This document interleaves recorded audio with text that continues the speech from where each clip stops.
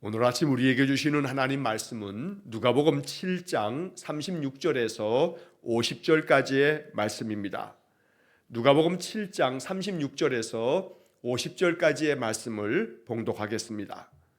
한 바리새인이 예수께 자기와 함께 잡수시기를 청하니 이에 바리새인의 집에 들어가 앉으셨을 때에 그 동네에 죄를 지은 한 여자가 있어 예수께서 바리새인의 집에 앉아 계심을 알고 향유 담은 옥합을 가지고 와서 예수의 뒤로 그 발 곁에 서서 울며 눈물로 그 발을 적시고 자기 머리털로 닦고 그 입에 입맞추고 향유를 부으니 예수를 청한 바리새인이 그것을 보고 마음에 이르되 이 사람이 만일 선지자라면 자기를 만지는 이 여자가 누구며 어떠한 자 곧 죄인인 줄을 알았으리라 하거늘 예수께서 대답하여 이르시되 시몬아 내가 내게 이를 말이 있다 하시니 그가 이르되 선생님 말씀하소서.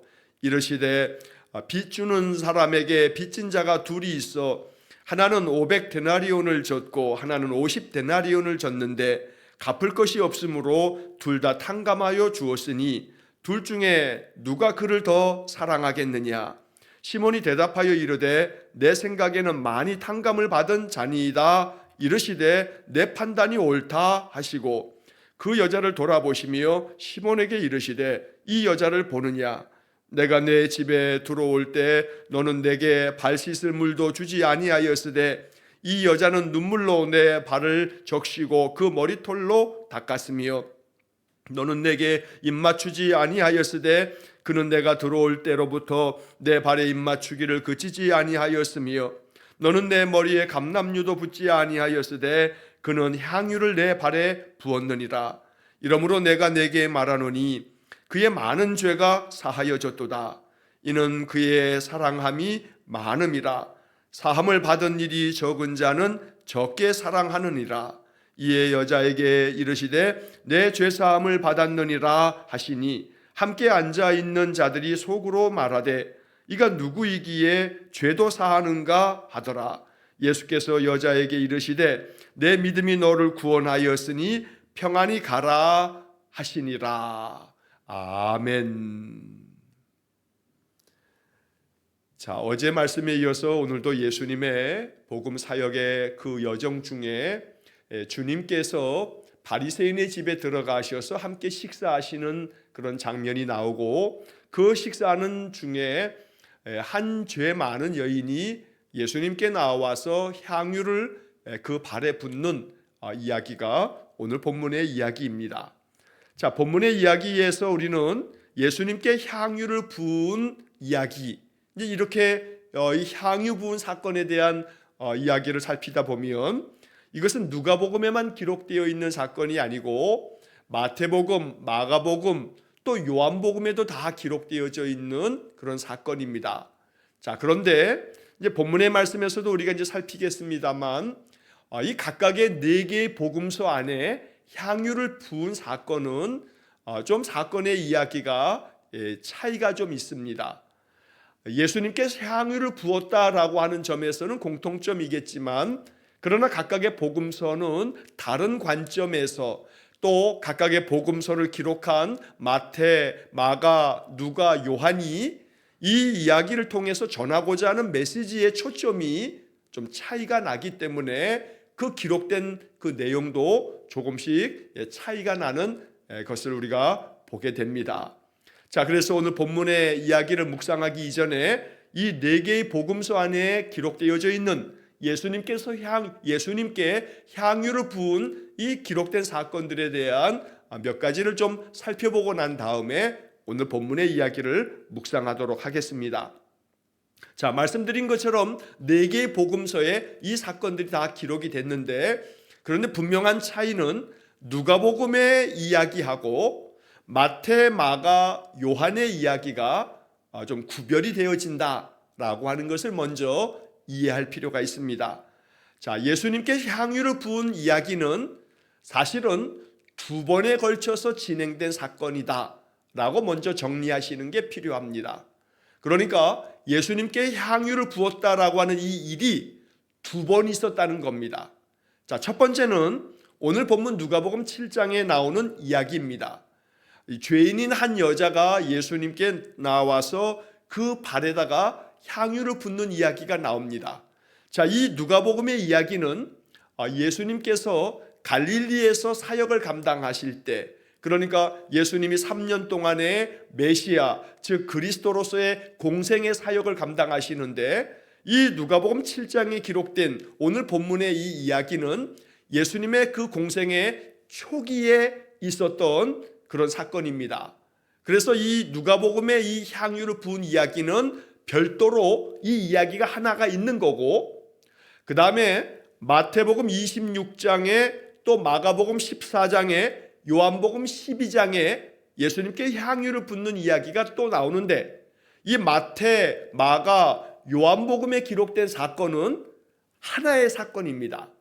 예수님께서 십자가에 달려 돌아가시기 전에 그 마지막 주간에 예수님의 그 장례를 준비하면서 예수님의 그 돌아가신 그 죽음에 대한 그 예언적 성격으로 예수님께서 이것은 나의 죽음을 준비하는 것이다. 그러니 너희들 이 여인이 향유를 부은 것에 대해서 비난하지 말라 하는 그런 내용으로 나오는 것은 이 별개의 사건이라는 겁니다. 그래서 누가복음 7장의 오늘 본문의 이야기는 예수님의 공생의 초기에 있었던 그런 일이고, 그리고 마태, 마가, 요한복음에 있는 이야기는 예수님의 공생의 마지막 십자가에 달려 돌아가시기 전에 있었던 그런 이야기다. 이렇게 이제 구별이 되어진다는 겁니다. 자, 또 한편 마태, 마가, 누가, 요한복음에 있어서 이 향유를 부을 때 여러분들이 복음서를 읽으면서 어렴풋하게 그런 기억을 하실 겁니다. 어떤 복음서에서는 예수님의 머리에 이 향유를 부은 것으로 기록되는데, 또 어디에서는 발에다가 향유를 부은 것으로 기록이 되어집니다. 자, 이렇게 향유를 어디에 부었느냐라고 하는 것이 또 차이가 나는데, 마태복음 26장과 마가복음 14장에 기록되어져 있는 이 향유를 부은 이야기에서는 예수님의 머리에 향유를 붓는 것으로 기록이 되어집니다. 자, 한편 누가복음 7장 오늘 본문하고 요한복음 12장에 나오는 이야기에서는 예수님의 발에다가 향유를 붓는 이야기로 이야기가 기록되고 있다는 겁니다. 자, 그래서 이 머리에 향유를 붓는 마태복음과 마가복음의 이야기는 각각 마태와 마가가 전하고자 하는 메시지에 초점이 있기 때문에 예수님의 머리에 향유를 붓고 있는 거다라고 이렇게 이해할 필요가 있습니다. 다시 말하면 이 구약 성경의 전통에 의하면 기름을 붓는다라고 하는 것은 왕에게 기름을 붓는 그런 전통이 있습니다.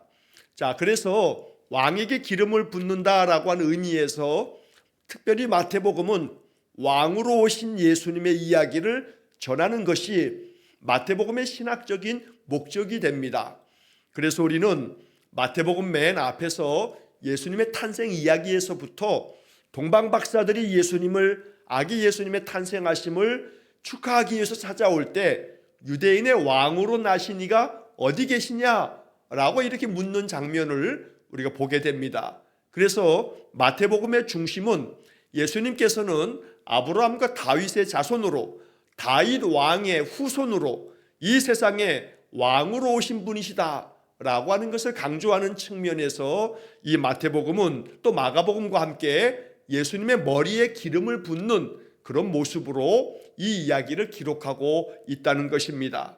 자, 반면에 이 누가복음과 요한복음에서는 예수님의 발에다가 이 기름을 붓습니다. 자, 이 누가복음의 오늘 본문의 이야기에서 잠시 후에 본문을 살피면서 말씀을 드리겠습니다만, 이 예수님의 발에다가 기름을 붓는 이 누가복음의 이야기는 사실은 예수님의 장례를 준비하는, 나의 죽음을 준비하는 것이다 라고 하는 예수님의 해석이 나오지 않습니다. 그러니까 마태, 마가, 요한복음은 모두가 다 이 기름 부은 사건이 예수님이 십자가에 달려 돌아가시기 그 전에 마지막 주간에 있었던 이야기로 기록하면서 이 기름 붓는 것은 나의 죽음을 준비하는 거다라고 주님 말씀하시지만 누가복음에는 이 이야기가 별도의 말씀드린 것처럼 예수님의 사역의 초기에 갈릴리에서 있었던 그런 이야기이기 때문에 누가복음의 이 이야기는 죄를 많이 용서함을 받은 사람은 너무나 많은 죄를 용서를 받았기 때문에 이것이 감사하여 정말로 사람 가운데 주님 앞에 그 기름을 부으면서 발에다 기름을 붓는다라고 하는 것은 겸손함과 또 희생을 상징하는 의미에서 발에다 기름을 붓는 것으로 이제 기록이 되어진다는 겁니다. 그래서 마가복음에서도 예수님께서 이 죄 사함을 받기 위해 이 찾아온 이 여인이 예수님의 발에 기름을 부으면서 겸손하게 그 주님의 발에 기름을 붓는 이 여인에게 예수님은 너의 죄를 사함 받았다 하면서 많이 탕감받은 그 죄에 대한 그 감사함으로 고백되어지는 그런 사건으로 기름 부은 이야기를 기록하고 있다는 겁니다. 자, 이처럼 이 기름 붓는 그 위치가 어디냐에 따라서 그 복음서를 기록한 마태, 마가, 또 요한 이 사람들은 모두가 다 예수님의 죽음에 대한 그런 준비로서의 기름 부음이고, 또 누가복음은 죄를 많이 탕감받은 사람이 감사함으로 겸손하게 주님 앞에 그 마음을 들여서 부은 기름 부음이고, 마태와 마가는 머리에 기름 부음으로써 예수님은 왕으로 이 땅에 오셨음을 강조하기 위함이고, 또 요한복음과 누가복음은 발에 기름을 부음으로써 겸손함과 또 이 땅에서 정말로 희생하시기 위해서 이 세상에 오신 그런 예수님의 이야기를 전하기 위해서 바로 발에 기름을 붓는 그런 모습으로 기록되어져 있다는 것입니다. 자, 이처럼 각각의 그 목적과 또 강조하고자 하는 그런 차이 때문에 그 기록의 내용이 이렇게 차이가 있고 두 개의 사건이 있었다라고 하는 것을 우리가 먼저 염두에 두면서 오늘 이 본문의 이야기를 우리가 묵상하면 좋겠습니다. 자, 한 바리새인의 집에 예수님께서 초대를 받으셨습니다. 그래서 이 한 바리새인이 예수님께 자기와 함께 오셔서 함께 잡수시기를 청합니다. 사실 바리새인 또 서기관, 율법학자들 이러한 사람들은 예수님께 참 많이 책망을 받았던 사람들입니다. 그들이 가지고 있는 이 외식, 위선적인 그러한 모습 때문에 주님께 많이 야단을 맞기도 했습니다. 그런데 이 어쩐 일인지 이 바리새인의 집에 예수님이 초대를 받을 때 주님께서는 흔쾌히 그 집에 가셨던 겁니다. 자, 이 이야기는 비록 예수님께서 바리새인이나 서기관들, 율법학자들에 대해서 야단하며 그들을 바로 잡으시려고 끊임없이 권고의 말씀을 하시지만, 그렇다고 해서 바리새인들을 배척하시는 것은 아니었다는 것을 보여주는 그런 이야기가 오늘 본문 36절의 이야기입니다.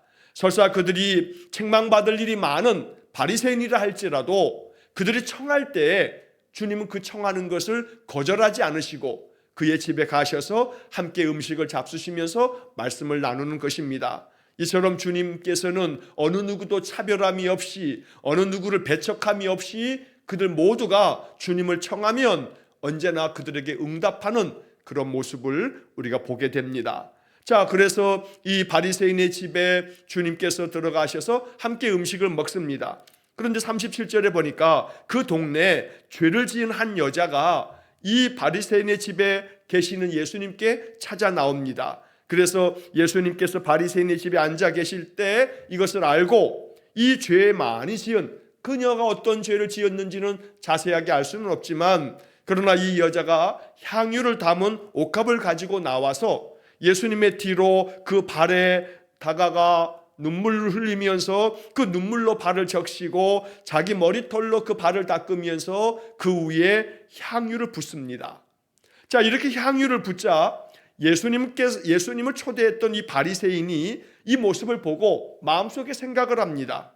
만약에 이 사람이 선지자였다면 자기를 만지는 저 여자가 죄인인 것도 알았을 텐데 라고 하는 그런 생각을 갖고 있는 겁니다. 이 바리새인의 마음속에는 저 여인이 죄인인데 참 못된 죄를 지은 저 여인이 예수님의 발도 만지면서 머리털로 이 머리카락으로 발을 씻기면서 향유를 붓는 모습이 부정하게만 여겨졌던 겁니다. 그래서 만약에 정말로 이분이 선지자라면 그런 사실을 알고 너 저리 비켜라, 너의 그 부정함이 나에게 옮길까 두렵다 그러면서 이 부정한 여인을 내쳐서 저리 가라고, 그렇게 하지 말라고 금했어야 하는데, 어떻게 이분은 선지자라면 그렇게 해야 마땅하건만 저 여인이 하는 그 모습을 그대로 내버려 두나 하는 생각을 하였던 겁니다. 자, 그때 예수님께서 이 바리새인의 그 마음속의 생각을 아시고 그에게 이야기합니다. 시몬아, 내가 내게 이를 말이 있다. 시몬아 라고 하는 이 말을 볼 때 이 바리새인의 이름이 시몬인 것을 우리가 알게 되는데, 사실 이 시몬이라고 하는 말은, 이름은 유대인들 사회에서 굉장히 흔한 이름입니다. 베드로도 본 이름은 시몬입니다. 시몬 베드로 이렇게 부르는 것처럼, 자, 여기 이 바리새인도 그 이름이 시몬인데 예수님께서 그에게 말합니다. 내가 너에게 할 말이 있다. 선생님 말씀하십시오 라고 하자 예수님께서 비유의 말씀을 들려주십니다. 자, 어떤 사람이 두 사람에게 돈을 구워주면서 빚을 줬는데, 그런데 한 사람에게는 500데나리온을 구워주었고 또 한 사람에게는 50데나리온을 구워줬다. 자, 그런데 이 두 사람 모두가 다 빚을 졌지만 이 빚을 갚을 만한 능력이 없어서 이 돈을 구워준 사람이 이 두 사람을 다 탕감해 줬다. 안 갚아도 된다 하고 그 빚을 다 탕감해 주었는데, 만약에 그러면 이 둘 중에 누가 더 그 탕감해 준 그 원래 그 사람에게 더 마음 가운데 그를 더 사랑하겠느냐라고 묻는 겁니다. 자, 그러자 시몬 이 바리새인이 단박에 대답합니다. 내 생각에는 많이 탕감받은 사람입니다. 대답하는 겁니다. 당연한 것이, 내가 빚을 졌는데 더 많이 탕감을 받은 사람이 탕감해준 그 사람에게 더 고마운 마음일 거고 더 존경 어린 마음으로 사랑하는 마음을 갖게 될 것은 지당한 이야기입니다. 자, 그렇게 이 바리새인이 많이 탕감받은 사람이 더 많이 사랑할 것 같습니다 라고 이렇게 대답을 하는 겁니다. 자, 여기서 잠깐 우리가 이 500데나리온과 50데나리온, 이 빚진 사람들에 대한 예수님의 비유의 이야기에서 데나리온이라고 써 있기 때문에 우리 안에 이제 감이 없습니다. 자, 1데나리온은 성인 남자가 하루 일해서 벌 수 있는 그런 품삯을 말하는 겁니다. 그래서 이 데나리온, 500데나리온, 50데나리온 이 이야기를 그냥 2025년 오늘 우리의 시점으로 계산을 한번 해보게 되면, 그냥 단순하게 계산을 했을 때 1데나리온이 성인 남자가 하루 일해서 받을 수 있는 품삯이다 라고 이렇게 말씀을 드렸는데, 그러면 이 사람이 500일 동안의 일한 품삯이라고 말할 수 있습니다. 자, 그러면 하루 일해서 벌 수 있는 품삯이다 라고 하는 것을 2025년에 최저시급이 시간당 1030원입니다. 그러면 하루 8시간을 일한다 라고 쳤을 때 하루에 그 시급으로 계산했을 때 아무리 적게 잡아도 8240원입니다. 자, 8240원이 1데나리온입니다. 2025년 오늘 우리의 시점으로 보면 그렇다는 겁니다. 자, 그러면 8240원, 이게 오늘 우리에게 있어서 1데나리온이라면 500데나리온은 여기에 500을 곱하게 되게 되면 그러면 얼마가 나오냐면 4천만 원 돈이 나옵니다. 정확하게 4천만 12만 원이 나오는 겁니다. 그러니까 4천만 원 돈을 용서받은 것, 탕감받은 것이 500데나리온 빚진 자가 탕감받은 금액이라고 우리가 생각해 볼 수가 있습니다. 자, 반면에 50데나리온이라고 하는 것은 결국 하루 품삯 8240원에다가 이 50을 곱하게 되면 12,000원이 됩니다. 그 400만 원 돈 되는 겁니다. 자, 그러니까 4천만 원 빚진 사람이 있고 400만 원 빚진 사람이 있는데 둘 다 너희들 다 돈 안 갚아도 된다. 그러면 당연히 둘 다 감사한 마음이겠지만 400만 원 용서받은 사람보다는 4천만 원 탕감받은 사람이 훨씬 더 고마운 마음이 든다는 겁니다. 자, 그렇게 예수님께서 이 비유의 이야기를 하시면서 이 바리새인이 당연히 많이 탕감받은 사람입니다 라고 대답하자 예수님께서 이제 이 바리새인 이 시몬에게 이야기를 하십니다. 자, 너는 내가 너의 집에 왔을 때 나에게 발을 씻을 물을 주지 않았다. 그런데 이 여자는 눈물로 내 발을 적시고 그 머리털로 내 발을 다 씻어줬다. 자, 너는 나에게 입 맞추지 않았지만 그러나 이 여인은 내가 들어올 때 내 발에다가 입 맞추기를 그치지 않았다. 너는 내 머리에 감람유조차도 붓지 않았지만 그러나 이 여인은 향유를 내 발에다가 부었다. 이처럼 너는 나에게 해준 것이 요만큼 초대해서 음식을 제공해주고 이렇게 하고 있지만 내가 돌아왔을 때 발 씻음을도 주지 않았고 입맞춤도 하지 않았고 머리에 감람유도 붓지 않았고 그랬지만 이 여인은 훨씬 더 많은 정성으로 나의 발을 눈물로 머리털로 씻어주고 내 발에다가 향유를 붓고 그렇게 나를 아낌없는 마음으로 섬겨주었다고 이야기하고 계시는 겁니다. 자, 이 이야기는 결국 예수님께서 비유로 말씀하신 것처럼 500데나리온 4천만 원 돈을 탕감받은 사람은 이 여인이고 50데나리온 탕감받은 사람은 바리새인 바로 시몬 너다라고 주님께서 그렇게 비유적으로 말씀하고 계시는 겁니다. 그래서 47절 말씀에 이러므로 내가 내게 말하노니 그의 많은 죄가 사하여졌도다. 이는 그의 사랑함이 많음이라. 사함을 받은 일이 적은 자는 적게 사랑하느니라. 이 여인이 이처럼 향유를, 이 값진 향유를 내 발에 붓는 것은 이 여인의 마음속에 사랑이 가득하기 때문이다. 그 사랑이 가득한 까닭은 많은 죄를 용서받았기 때문이다. 더 많은 빛을 탕감받은 사람이 탕감해 준 사람에게 감사의 마음으로 더 많이 사랑하는 것처럼 이 여인은 더 많은 죄를 용서받았기 때문에 이렇게 아낌없는 사랑으로 내게 향유를 부은 것이다 라고 주님께서 말씀해 주시는 겁니다. 그래서 우리는 이 본문의 말씀에 47절의 마지막에 나오는 사함을 받은 일이 적은 자는 적게 사랑하느니라, 이 주님의 말씀을 마음 깊이 생각할 때에 내가 주님 앞에 얼마나 많은 죄사함을 얻었는가, 내가 지은 많은 허물과 죄를 깨닫고 이 많은 허물과 죄를 하나님 나를 용서하셨다라고 하는 마음이 내 마음에 가득할 때 주님을 향한 감사, 주님을 향한 사랑의 희생, 헌신을 기꺼이 감당할 수 있게 된다는 겁니다. 이 여인이 지금 그러한 모습을 보여주고 있다고 주님께서 말씀하고 계시는 겁니다. 그러므로 이 본문의 이야기는 우리에게 많은 메시지를 전해줍니다.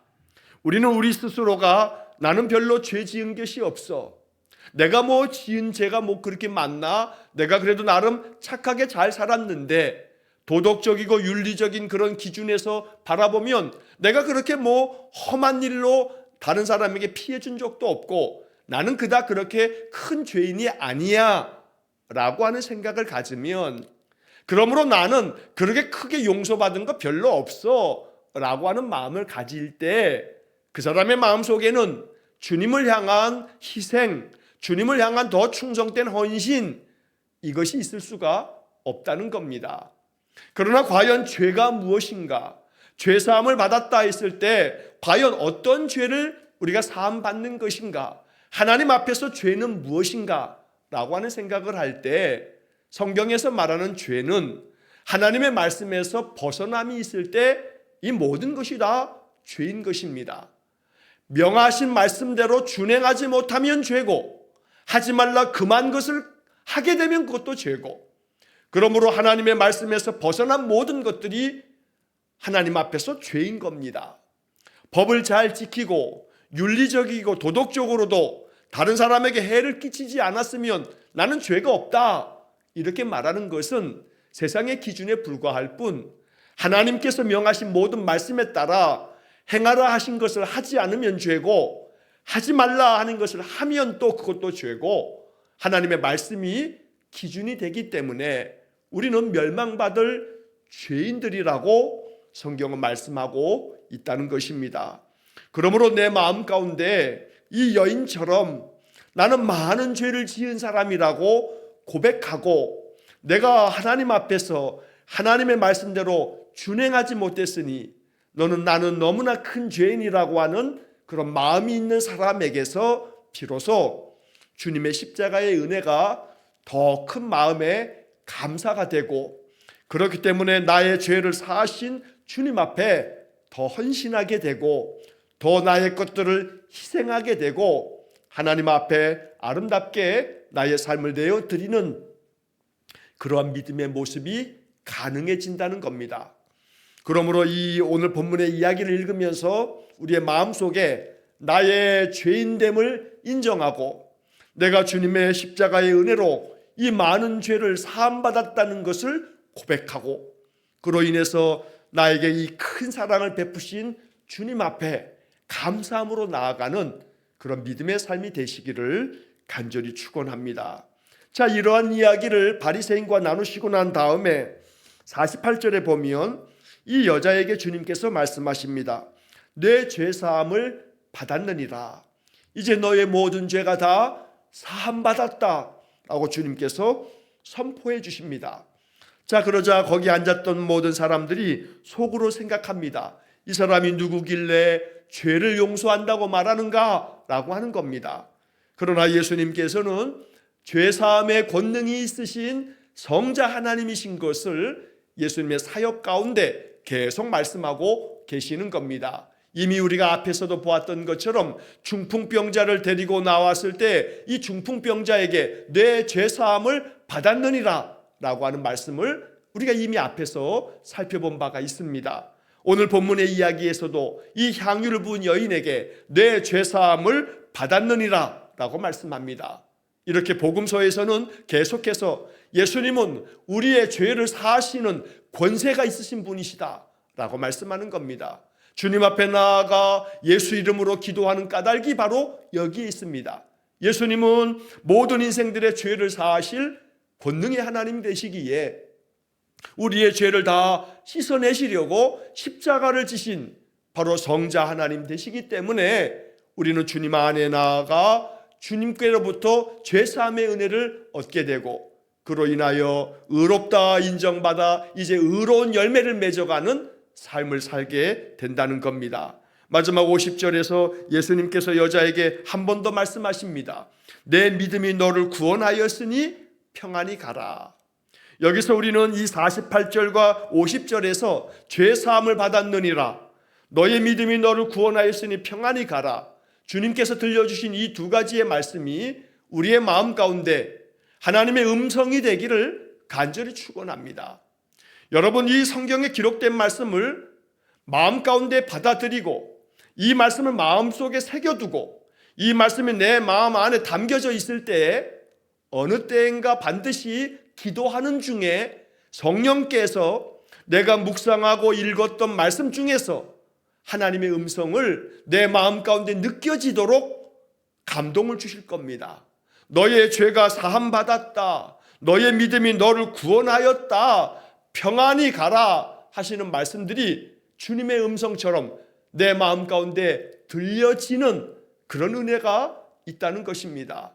그래서 우리는 이 50절의 마지막 말씀을 정말로 사모하는 마음으로 마음에 간직하고 있어야겠습니다. 너의 믿음이 너를 구원하였으니 평안히 가라.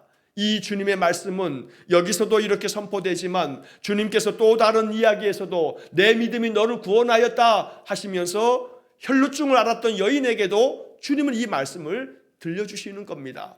너의 믿음이 너를 구원하였으니 평안히 가라 하시면서 믿음 안에서 치유함을 경험한 사람들에게 주님은 이 말씀을 들려주셨던 겁니다. 그러므로 항상 우리의 마음속에 우리의 믿음으로 인하여 하나님 내게 주신 이 믿음의 선물이 나에게 축복이 되어서 우리 주님께서 나의 이 겸손한 믿음을 인정해 주시면서 나에게 죄사함의 은혜를 선포하여 주시고 또 더불어 나의 모든 속박을 벗겨주시고 내게 참된 자유와 안식을 주시고 나의 상처와 아픔들을 치유하시고 회복시켜 주시는 그런 은혜가 있기를 간절히 축원합니다. 그래서 구원을 선포하시면서 동시에 평안함을 또 축복하신 것입니다. 그러므로 하나님 내게 주시는 이 구원의 은혜가 하루하루 이 인생의 삶 속에서 우리 주님께서 선포하신 말씀처럼 평안함이 우리의 삶에 가득하기를 간절히 축원합니다. 하나님 나와 함께 계심을 확신하면서 내 마음 가운데 가득한 이 하늘의 평화가 하나님의 구원의 은혜임을 고백하면서 오늘 한 날도 주님께서 주시는 은혜를 그 사랑 가운데 마음 가득히 받아서 우리의 삶에 하나님을 향한 감사가 넘치게 고백되어지기를 주의 이름으로 간절히 축원합니다. 기도하겠습니다. 자비로우신 아버지 하나님, 우리의 마음 가운데 주님께서 베푸신 은혜, 나의 허물과 죄를 사하신 주님의 그 크신 사랑이 마음 가득히 느껴지고 깨달아지도록 은혜를 내려 주옵소서.